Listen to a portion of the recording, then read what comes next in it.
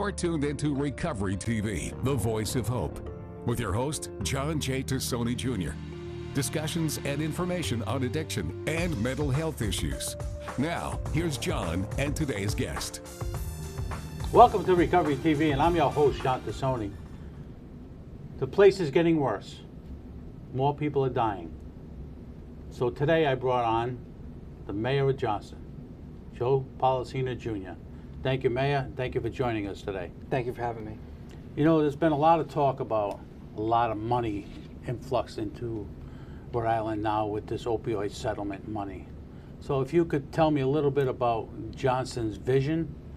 I've been talking to a lot of mayors, a lot of town managers about how we're going to structure this money and how we're going to use this money. So tell me what you're doing in Johnston. Yeah, so we've received $326,508.59 so far from the opioid settlements. I'm glad you remembered the 59 cents. Yes, very important. And we're really trying to formulate a plan right now on how best to utilize this money. So what I think the best thing is to do is to bring in some stakeholders from around Johnston, particularly those in the fields of recovery and healthcare. And as you know, a key one is Tri-County Community Action Agency. So we're going to bring them in and discuss with them on how best we can utilize the funds, because we, meaning the town, are not experts in the healthcare field, right? So, but it's our job to bring in those experts and tell us how we can best utilize the funds that we have. Yeah, you know, I'm not sure of the numbers in Johnston, but I know the numbers throughout the state. More and more, week by week, it seems to be getting higher by the week. Yeah. You know, with the xylazine that's coming in, the Narcan is not helping with the xylazine. And more people are getting frustrated about how much bad stuff is coming into Rhode Island.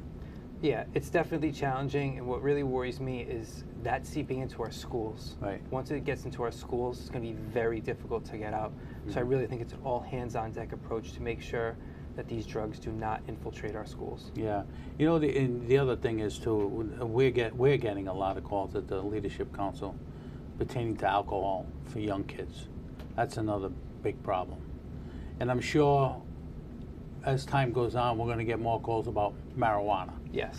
You know, it's unfortunate that the state has put all their eggs in one basket on gambling, marijuana, substance issues. You know, it's almost like a perfect trifecta now within the state to help with the budget issues.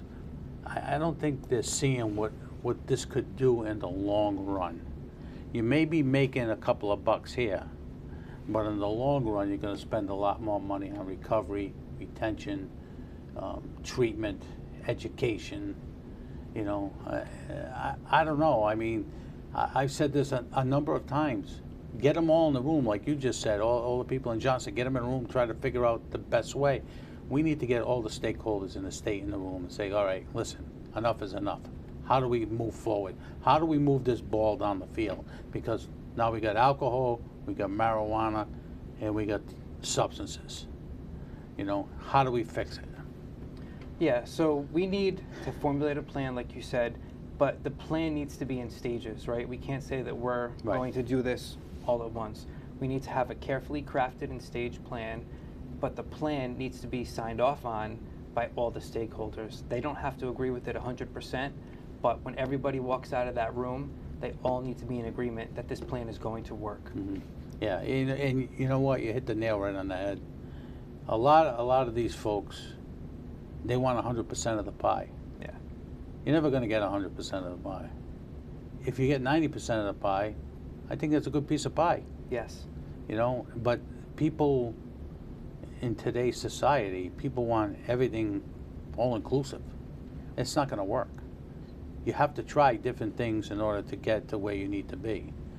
You know, if we save 1, 2, 3, 12, 24, 36 lives, we're doing a good job. But the way we're headed right now, I kind of like scratch my head on what we're doing, because you open up the paper almost every day. It's not 20-year-olds. It's not 30-year-olds. You know, we just had someone in Smithfield, 64. Yeah. I mean, you would have never thought of that years ago. I mean, I know you're a youngster, but I mean, me growing up in the 70s and the 60s, this is something I've never seen before, and I hope not to see it. And I say this all the time about this show. Hopefully one day they just knock on the door and they say, John, we don't need your show anymore.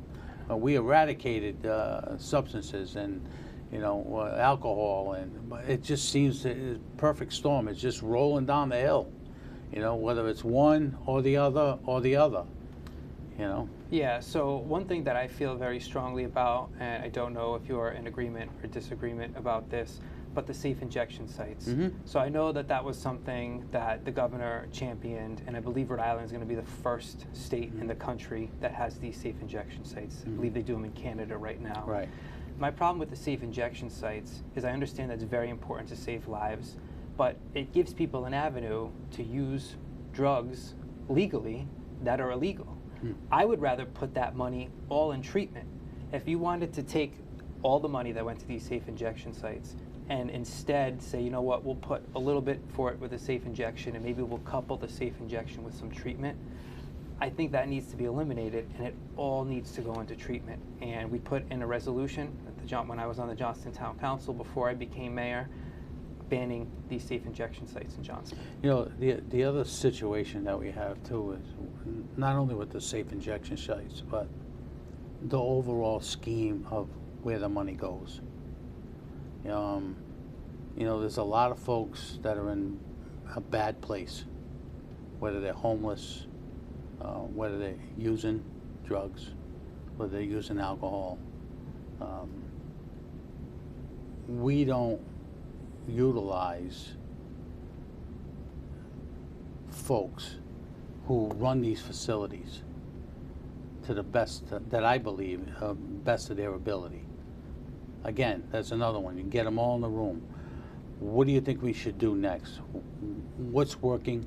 What's not working? You know, the most concerning thing I have is years ago I had a meeting with top-level officials. And I said to them, what's working and what's not working with this opioid crisis? And you get, I don't know. Well, that's not an answer. No. That's not an answer. You need, whatever's not working, you need to scrap. Whatever's working, you need to enhance. Correct. So we're in the same place we were in 5 years ago. I know you got the Governor's Council on Overdose. I sit on that. I see what's happening. I sit on the Governor's Council on Behavioral Health. I see what's happening. It's very, very frustrating that top-level management people are not grasping what's really happening on the ground. And that's concerning to me. Yeah, and I think I don't not only speak for myself on this, but I think I speak for a lot of people, is that we're tired of these perpetual working groups, these perpetual councils.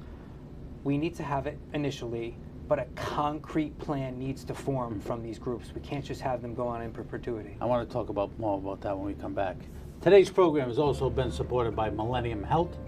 It's a drug testing laboratory that is provided by real-time drug use and trends data for our country's issue pertaining to the opioid crisis. We'll be right back after these messages with the mayor. And now, back to Recovery TV with your host, John J. Tassoni Jr. Recovery TV is made possible by our supporting sponsors and our title sponsor, AdCare. Now, here's John and today's guest. Welcome back to Recovery TV, and I'm your host, John Tassoni. I'm here with the mayor of Johnston, Joe Policina Jr. Welcome, Mayor, and thank you for joining us today. Thank you, John. So let's talk a little bit about the folks in your district, your town.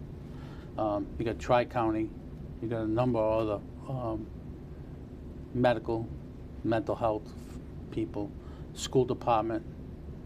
What are they telling you? Yeah, so it's a problem that is in Johnston, as it is throughout every municipality within Rhode Island. And as I've said before to people, it's very crucial to get into schools now, because it's easier to get in at a prevention stage with these kids than it is to get them clean once they develop a habit. So we really need to focus on that early intervention for children. You know, people don't realize the cost. Yeah. The cost. It's very easy to have a prevention education program.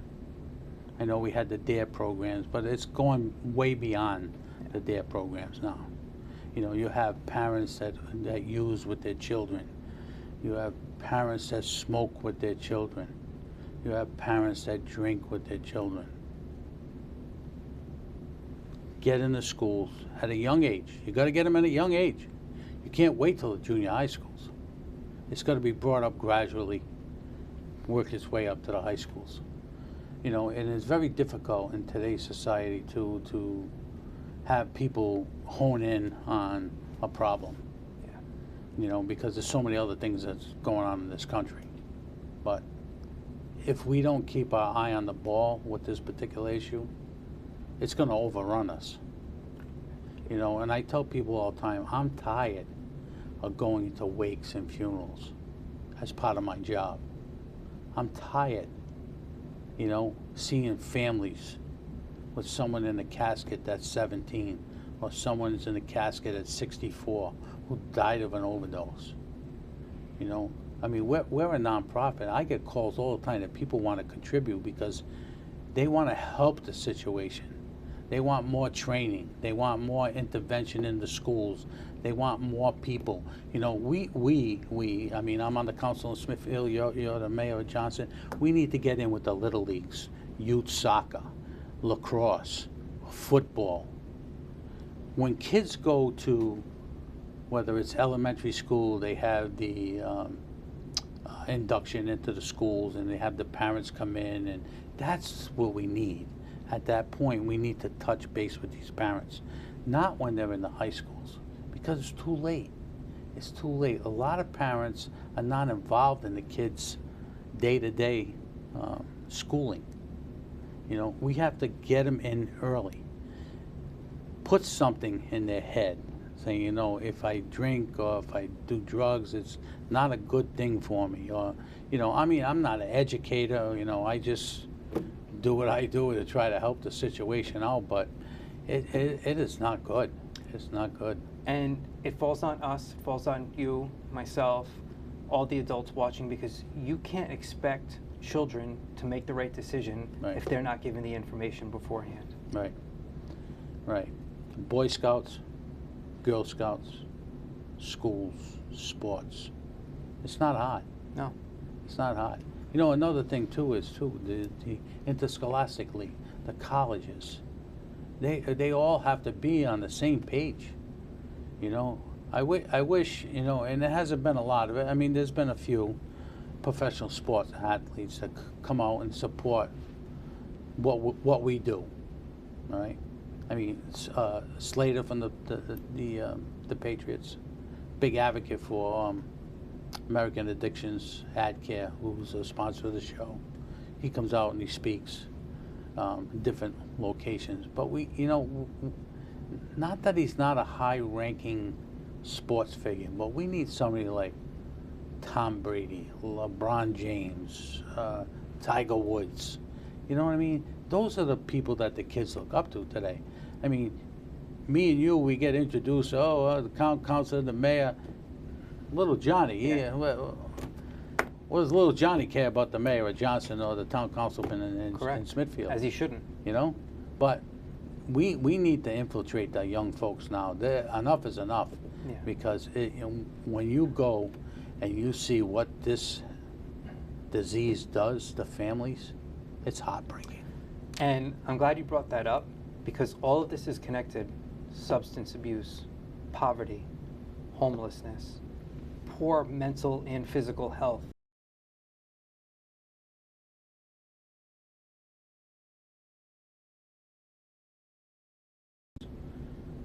When we got no money. Excuse me, I think that's a great question, and it goes to the leadership at the top. And I understand there are a lot of things going on in this country right now, particularly with inflation, housing prices, but the true quality of any good leader, whether you're on the town council, a mayor, a CEO of a company, you have to be able to walk and chew gum at the same time. You have to be able to multitask, and I don't think that's happening at the top level of the state right now. Yeah, I don't think so either. But you know, the next one that I go to, I hope it's the last one, but I know it's not. I know it's not. And you know, to get back to what you had said earlier about funding and how much money that Johnson got, I know Smithfield's got a ton of money too, but all the mayors and all the town managers need to get in the office in a meeting and say, listen, how are we going to eradicate this problem? How? Never mind spending it on pet projects. You're dealing with people's lives now. Whether it's someone that's related to you, whether it's someone that you know.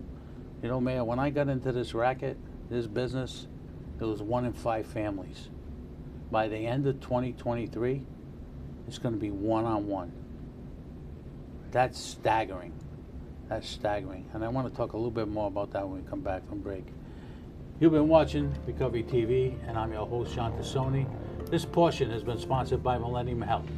This testing laboratory has provided real-time drug use and data for our country's efforts to combat this opioid crisis. So thank you, Millennium Health. We'll be right back after these messages.